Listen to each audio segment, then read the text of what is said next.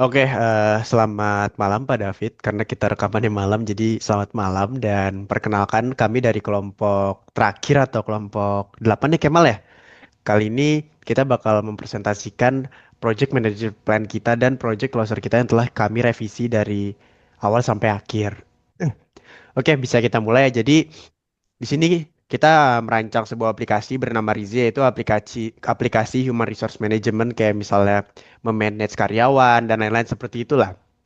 Jadi, perkenalkan dulu, di sini ada saya sendiri, Rizkyawan Novanto, dan ada ketua kami juga yang sedang share screen bernama Kemal Radian Witaradio, terus ada Rafael Nathanael, Robin Setiadi, Muhammad Zidan Alfarizi, dan Leonardo Aldo. Seperti itu. Oke, bisa turun, Kemal. Lagi-lagi turun, terus.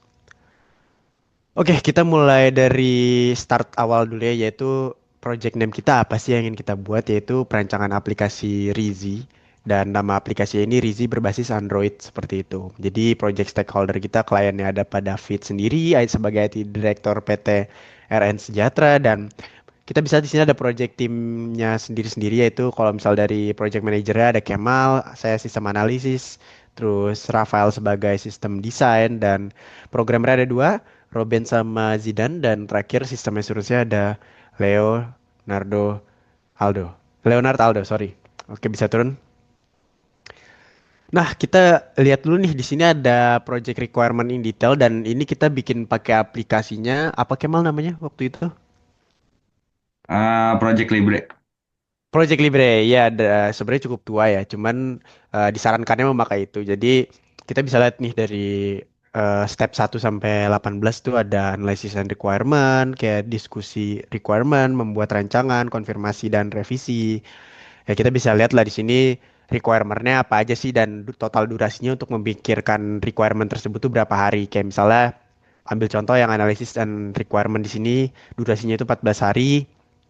Karena kan kita harus menganalisis requirement-nya dulu ya, kayak misalnya membuat sebuah aplikasi berbasis ERP dan menggunakan platform Android itu berapa lama, seperti itu. Kayak di sini durasinya itu cukup cepat sih, cuman 2 minggu. Terus ada sistem dan software kayak membuat flowchart, desain UI struktur, programming, membuat aplikasi berdasarkan apa yang klien kita mau, terus testing aplikasinya dan di sini sudah cukup jelas ya ada start finish, durationnya kapan, seperti itu. Dan di bawahnya ada timeline-timelinenya. Oke, bisa lanjut. Nah, terus di sini tuh untuk selanjutnya tuh ada scope management plan kayak scope management plan itu pada proyek pengembangan itu terdiri dari beberapa tahapan utama yang mencerminkan proses sistematis ya, kayak dalam pengembangan aplikasi ini. Jadi tahap pertama itu analisis requirement, kayak mencakup diskusi kebutuhan sistem, pembuatan rancangan awal, kayak konfirmasi dan review terhadap kebutuhan yang telah ditentukan. Nah, terus selanjutnya itu ada tahap sistem dan software design dan sini kita udah mulai masuk ke pembuatan aplikasinya. Lah, selanjutnya ada tahap programming kayak mengimplementasikan aplikasi berdasarkan desain yang telah disusun sama yang kliennya mau ya, kayak misalnya urusan backend sama front endnya itu diurusin sama kayak fitur-fiturnya itu sesuai apa yang kita mau atau kliennya mau, seperti itu. Bisa turun lagi kayak mau. Nah, terus yang terakhir ya pastinya testing sama implementasi ya biar nggak ada bug atau error semacamnya. Oke, bisa dilanjut.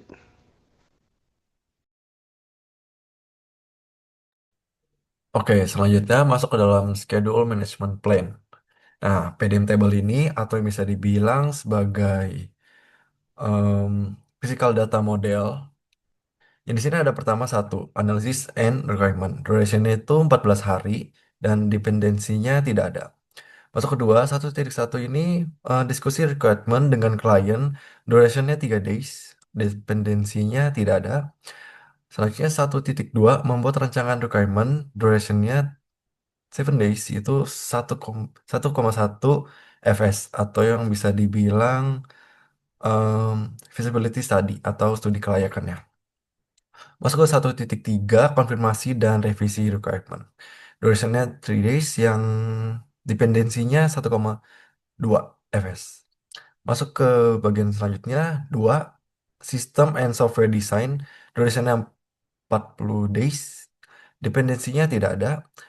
2,1 membuat flowchart dan database structure 40 days. Dependensinya 1,3 hingga 2,2 SS. Selanjutnya 2,2 desain UI dan feature selama 40 days 1,3 dan juga 2,1. Selanjutnya 3 programming durationnya 90 days, dependensinya tidak ada. 3,1 membuat aplikasi berdasarkan desain. Durationnya 90 days, 2,2 fs, 3,2 ss. Selanjutnya 3,2 testing dan debugging. Durationnya 90 days, 2,2 dan 3,1. Selanjutnya 4 testing dan implementasi. Durationnya 7 days. Oke, masuk ke 4,1 adanya testing aplikasi Rizi, durationnya 7 days dengan dependensinya 3,2 fs, 4,2 ss dan 4,3 ss. Selanjutnya 4,2 testing implementasi aplikasi Rizi selama 7 days. Itu dependensinya 3,2 ss, 4,1 ss, 4,3 ss. Selanjutnya 4,3 final testing dan tahap implementasi. Durationnya selama 7 days yang 3,2, 4,1 dan 4,2. Selanjutnya 5 atau go live. Durationnya 30 days, dependensinya tidak ada. Masuk ke dalam 5,1 peluncuran aplikasi. Durationnya 30 days, 4,3, 5,2 dan 5,3. 5,2 tim support dan training. Durationnya 30 days, 5,1 dan juga 5,3. Terakhir 5,3 update dan maintenance. Durationnya 30 days, 5,2 dan 5,1.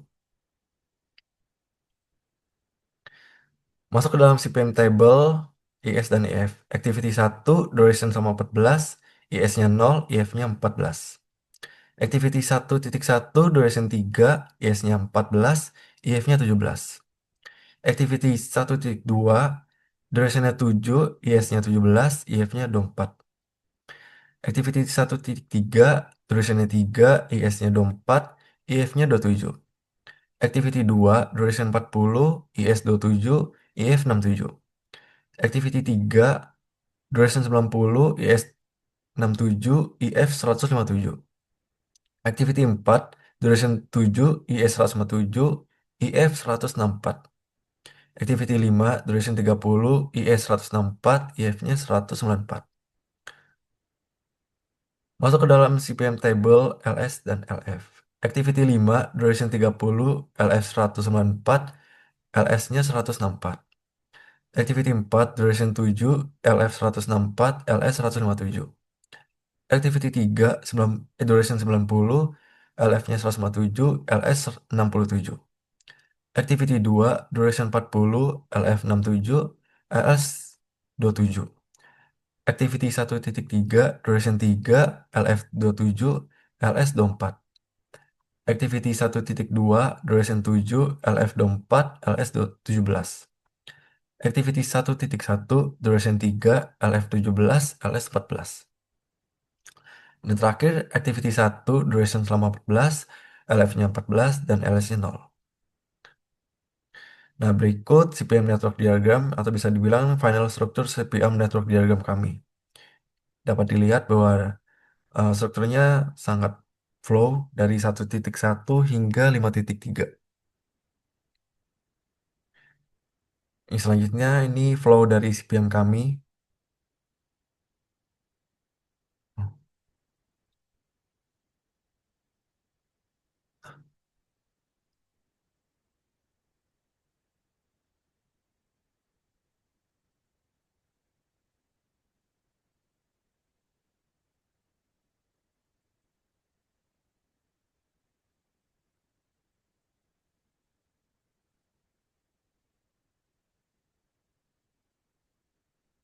Oke, masuk ke dalam hmm, table dari CPM kami. Yang pertama ada kode 1, aktivitas analisis dan requirement. Aktivitas pendahulunya tidak ada, waktunya selama 13 hari.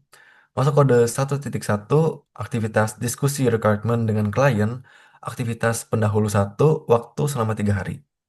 Kode 1.2 membuat rancangan requirement, aktivitas pendahulunya 1.1, waktu selama 7 hari. Kode 1.3, aktivitas konfirmasi dan revisi requirement, aktivitas pendahulunya 1.2, waktu selama 3 hari. Masuk ke dalam kode 2, System and Software Design. Aktivitas pendahulunya 1.3 selama 40 hari. 2.1 membuat flowchart dan database design. Untuk aktivitinya yaitu 2 dan durasinya tidak ada. 2.2 desain UI structure dan juga fitur dengan kode 2.1. Selanjutnya 3 programming dengan aktivitas pendahulunya 2.2 dan selama 90 hari. 3.1 membuat aplikasi berdasarkan desain. Aktivitinya 3 dan durasinya tidak ada. 3.2 testing dan debugging, activity-nya 3.1 dan durasinya tidak ada. Masuk ke kode 4 testing dan implementation, activity 3.2 durasi selama 7 hari. 4.1 testing aplikasi dengan activity 4 durasinya tidak ada. 4.2 testing implementasi aplikasi, activity 4.1 durasinya tidak ada. 4.3 final testing dan tahap implementasi akhir dengan activity 4.2. Masuk ke dalam kode 5, itu yaitu go live dengan activity 4.3 dengan durasi 30 hari. Kode 5.1 peluncuran aplikasi dengan activity 5 durasinya tidak ada. 5.2 tim support dan training dengan activity 5.1. Kode 5.3 update dan maintenance dengan activity 5.2. Oke, selanjutnya masuk ke dalam table cost management plan. Yang pertama di sini ada activity analisis dan requirement durasi 13 hari dengan cost 20 juta, riset dengan klien dengan cost 10 juta, transportasi dengan cost 1,5 juta, activity uang makan dengan cost 1,5 juta, pembuatan dokumen legal dengan cost 7 juta. Oke, selanjutnya masuk ke dalam sistem and software design dengan durasi 40 hari dengan cost 28 juta, UI atau UX design dengan cost 11 juta, database arsitektur dan API design dengan cost 15 juta, uang makan dengan cost 2 juta. Oke, masuk ke dalam tahap programming dengan durasi 90 hari, costnya yaitu 140 juta, pembuatan aplikasi 75 juta, security implementation dengan cost 20 juta, front-end development dengan cost 15 juta, back-end development dengan cost 33 juta. Adanya uang lembur, yaitu cost 5 juta, dan juga uang makan 2 juta. Masuk ke dalam testing dan implementing dengan durasi 7 hari dengan cost 17 juta, testing aplikasi dengan cost 4 juta, testing implementasi dengan cost 3,5 juta, final testing dengan cost 2,5 juta, dan juga ada uang makan sebesar 2 juta. Masuk ke dalam application launching dengan durasi 30 hari, costnya 25 juta, server setup dengan cost 20 juta, acara peresmian dengan cost 5 juta. Masuk yang terakhir, worker salary itu dengan cost 110 juta, developer 54 juta, designer 36 juta, tester and QA dengan cost 20 juta.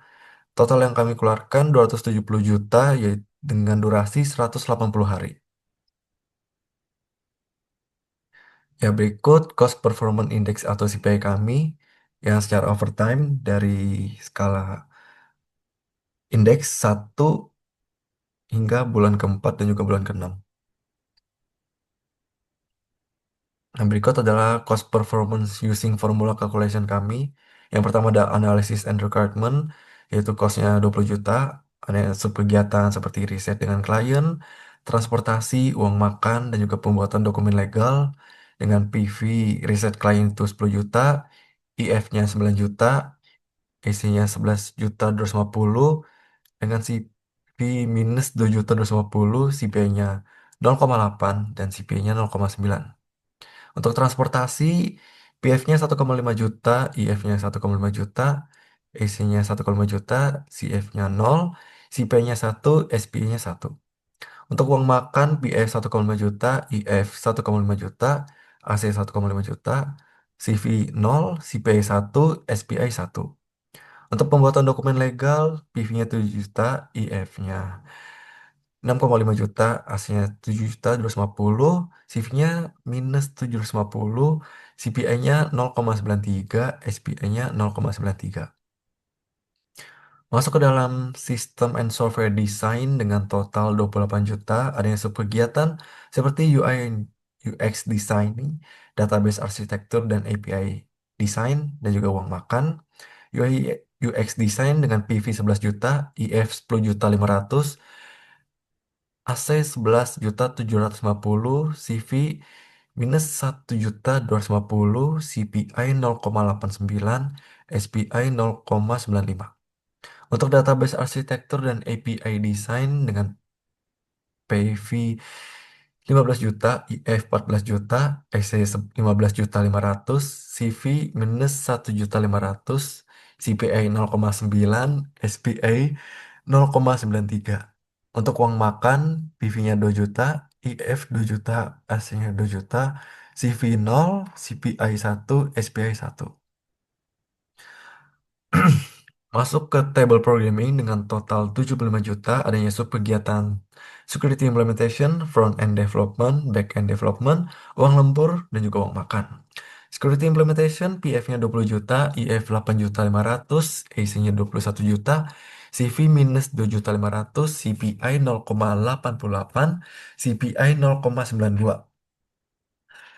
Front-end development PF 15 juta, IF 13 juta 500, AC 5 juta 15 juta 500, CV minus 2 juta, CPI 0,87, CPI 0,9.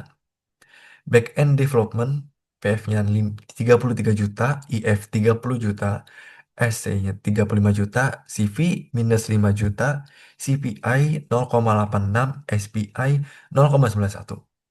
Untuk uang lembur, PF-nya 5 juta, IF 5 juta, AC 5 juta, CF 0, CPI 1, SPI 1. Untuk uang makan, PF-nya 2 juta, IF 2 juta, SC 2 juta, CF 0, CPI 1, SPI 1.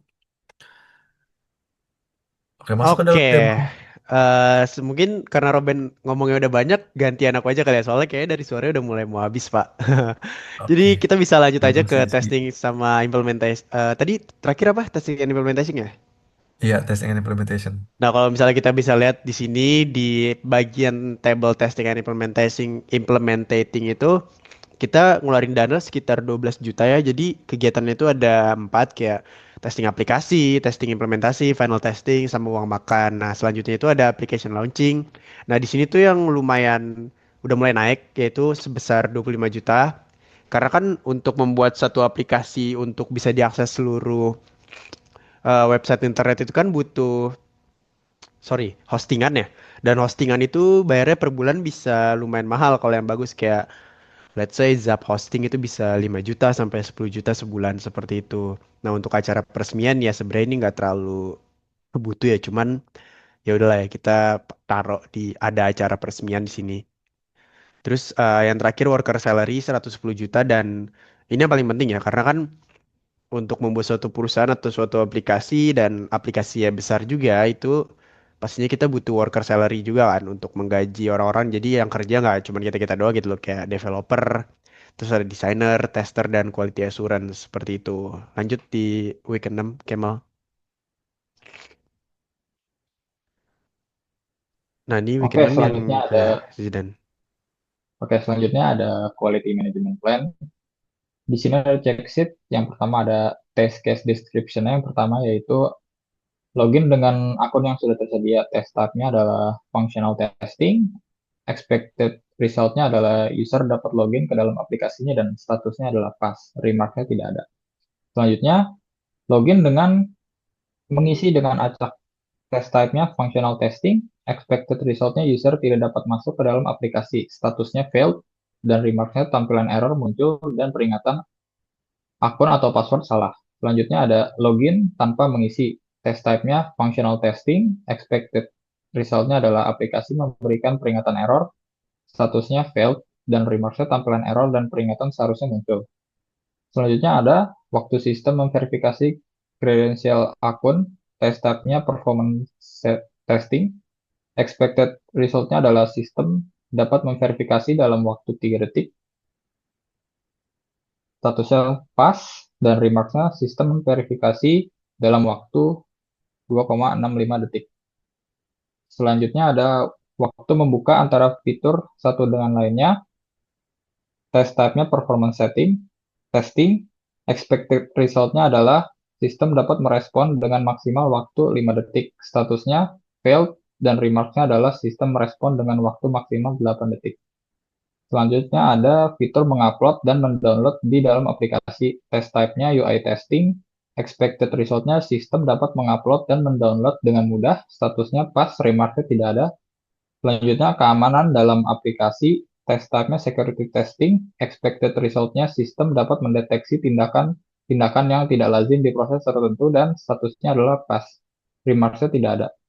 Selanjutnya, logout otomatis. Test type-nya adalah security testing, expected result-nya adalah user butuh login kembali saat membuka aplikasi. Statusnya pas dan remarks-nya tidak ada. Oke, selanjutnya ada fishbone, cause and effect diagram. Yang pertama, ini jika project tidak selesai tepat waktu, ada people karena programmer kurang andal, kurangnya spesialisasi dalam tim pengembang, tidak dapat melakukan pertemuan offline, dan tidak dapat bekerja secara offline. Selanjutnya di proses, ada SOP yang kurang jelas, kurangnya integrasi sistem antar divisi dalam pengelolaan dokumen, dokumen yang dikumpulkan masih belum lengkap, dan tidak ada mekanisme pemantauan yang efektif. Selanjutnya, di equipment, ada kurangnya perangkat cadangan untuk situasi darurat. Yang selanjutnya, adanya perlengkapan yang rusak, divisi lambat menangani masalah, dan maintenance tidak konsisten. Selanjutnya di material ada dokumen yang dikumpulkan masih belum lengkap. Yang kedua, kurangnya dokumentasi dan laporan dari beberapa divisi. Yang ketiga, kurangnya koordinasi dalam pengelolaan material. Dan yang terakhir, tidak adanya kerjasama. Selanjutnya ada environment. Yang pertama, lingkungan kerja yang kurang ergonomis. Yang kedua, banyak dokumen yang tidak sesuai. Yang ketiga, kurangnya OB dalam kantor. Dan yang keempat, faktor cuaca. Selanjutnya di manajemen, yang pertama adanya kesalahan hitung pada bagian finance dan accounting. Yang kedua, kekurangan budget saat pembuatan proyek. Yang ketiga, adanya perbedaan budget dengan anggaran awal.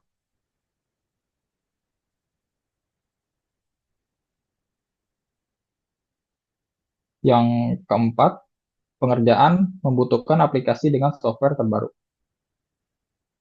Oke, selanjutnya ada Pareto chart. Analisis Pareto menunjukkan bahwa mayoritas keterlambatan proyek disebabkan oleh masalah dalam proses kerja dan kompetensi tim yang mencakup ketidakjelasan prosedur, kurangnya integrasi sistem, serta keterampilan teknis yang belum optimal. Selain itu, faktor seperti keterbatasan infrastruktur, ketidaksempurnaan dokumentasi, dan pengelolaan anggaran yang kurang akurat juga memberikan kontribusi signifikan terhadap hambatan proyek, sementara faktor lingkungan kerja memiliki dampak yang lebih kecil. Tetap perlu diperhatikan untuk meningkatkan produktivitas tim. Sesuai dengan prinsip Pareto, sekitar 80% dari keterlambatan proyek dapat diatasi dengan meningkatkan efisiensi operasional dan investasi dalam pengembangan sumber daya manusia. Oleh karena itu, strategi mitigasi yang paling efektif adalah memperbaiki SOP, meningkatkan pelatihan keterampilan tim, dan memperkuat koordinasi antar departemen untuk memastikan proyek berjalan sesuai target waktu dan anggaran. Oke, selanjutnya ada Resource Management Plan. Yang pertama, tugasnya define requirement. Di sini project manager sebagai accountable, yaitu orang yang bertanggung jawab penuh atas tugas itu. Dan analis sebagai responsible, orang yang ngerjain. Selanjutnya, designer sebagai consultant, programmer tidak ada, dan QA sebagai inform.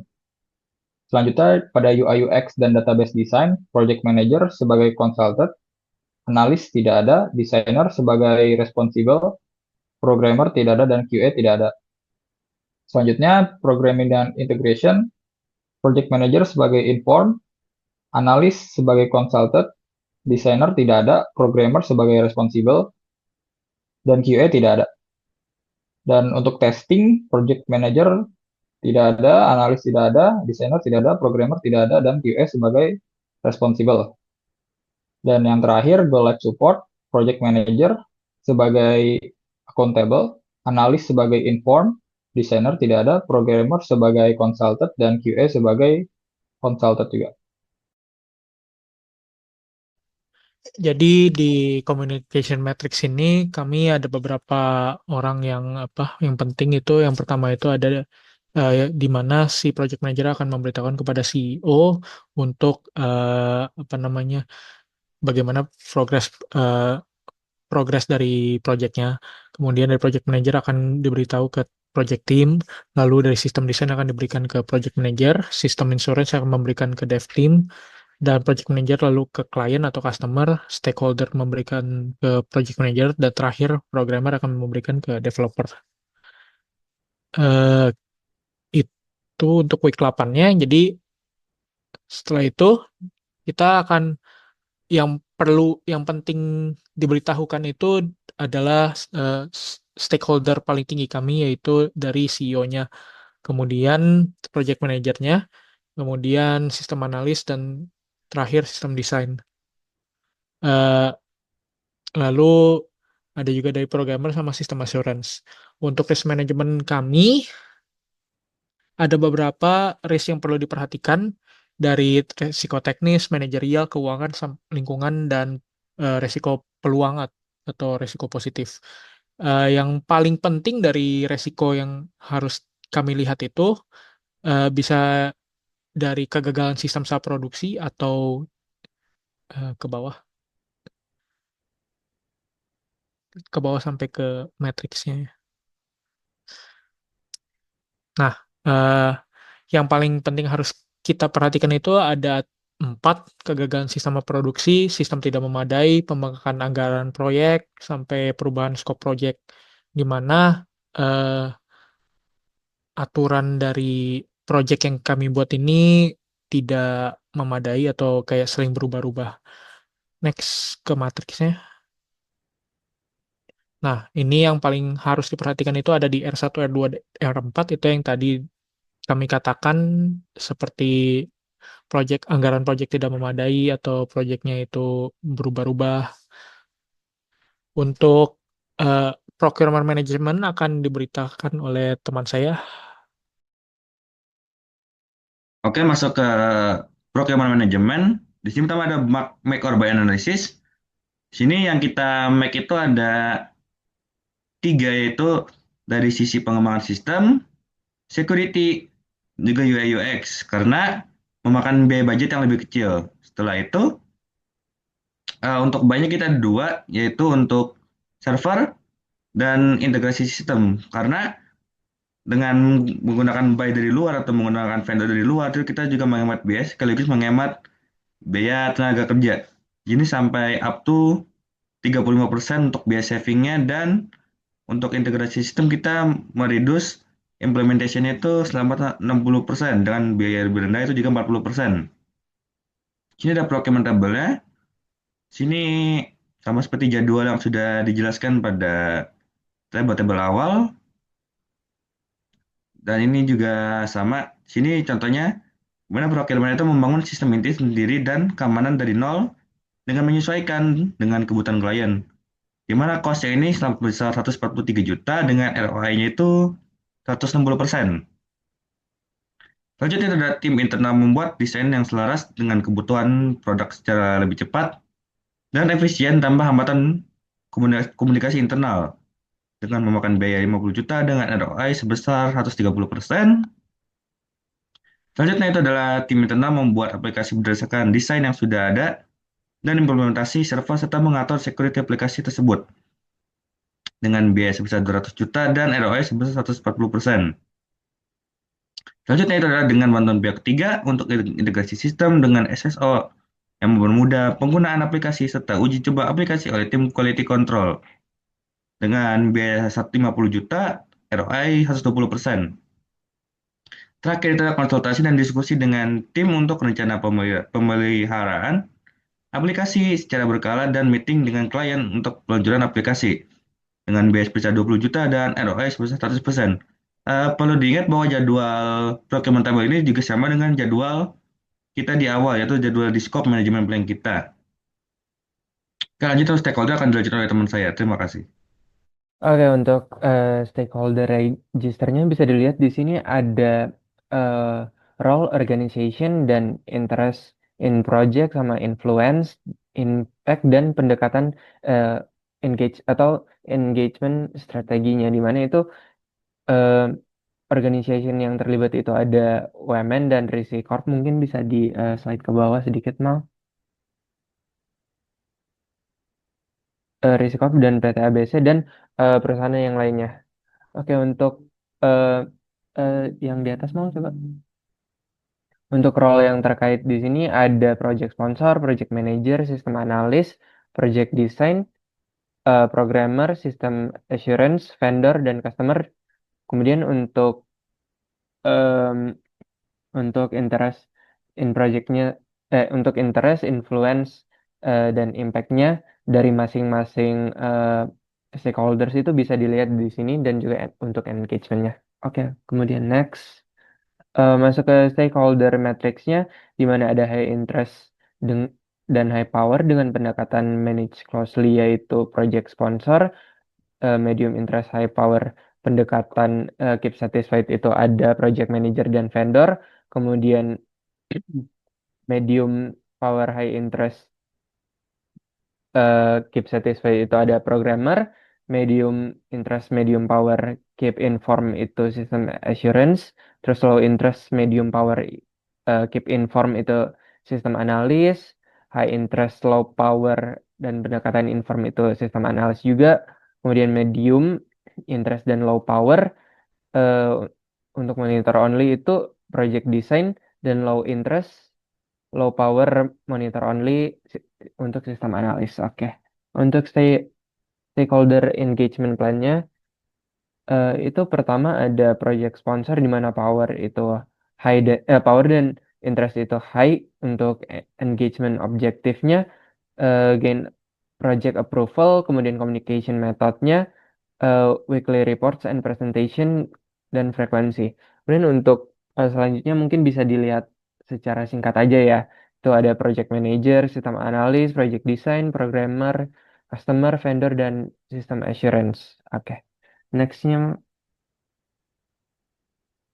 oke. Nah, di sini kita masuk ke stakeholder engagement plan untuk Risi Project ya.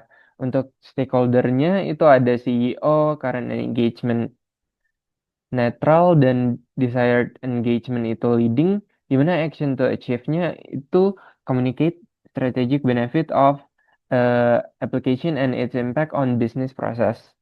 Kemudian itu juga berlaku untuk stakeholder seperti project manager, sistem analis, sistem desain, dan sebagainya itu mungkin bisa dilihat ya untuk masing-masing engagementnya. Oke, mungkin itu aja. Terima kasih. Oke, sekian untuk PMP kita. Sekarang kita lanjut ke project closure kita. Sebentar.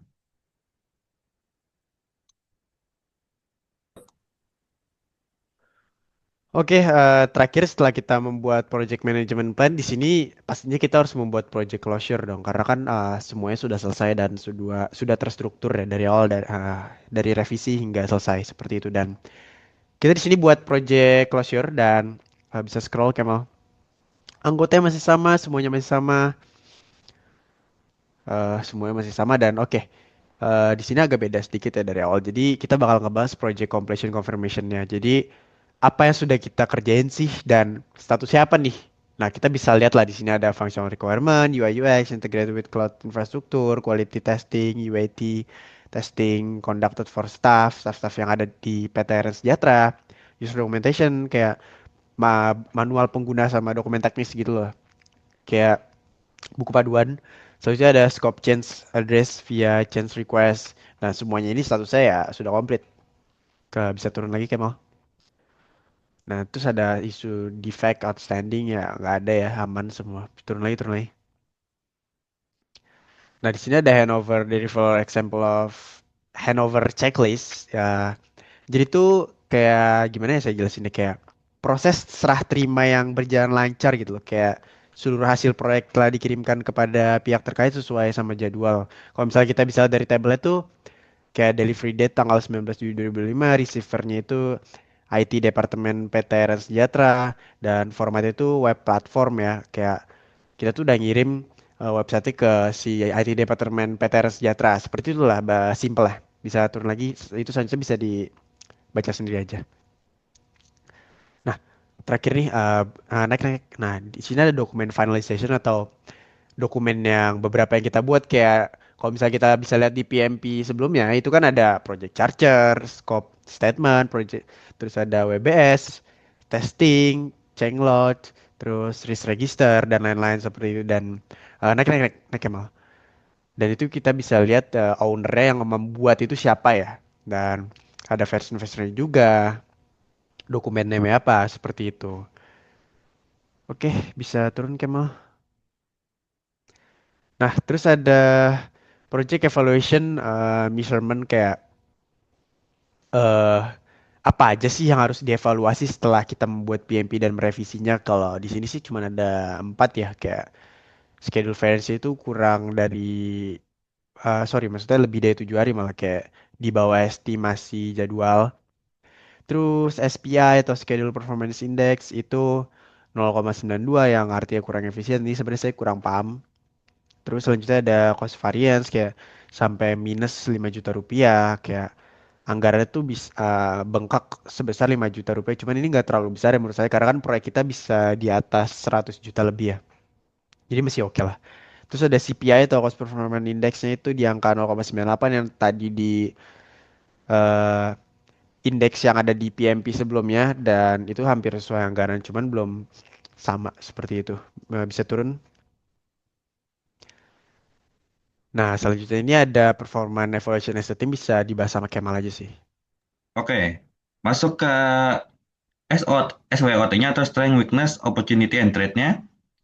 Pertama itu strength-nya itu, pertama tim mampu menyelesaikan 95% scope tepat waktu dan sesuai kualitas yang diharapkan.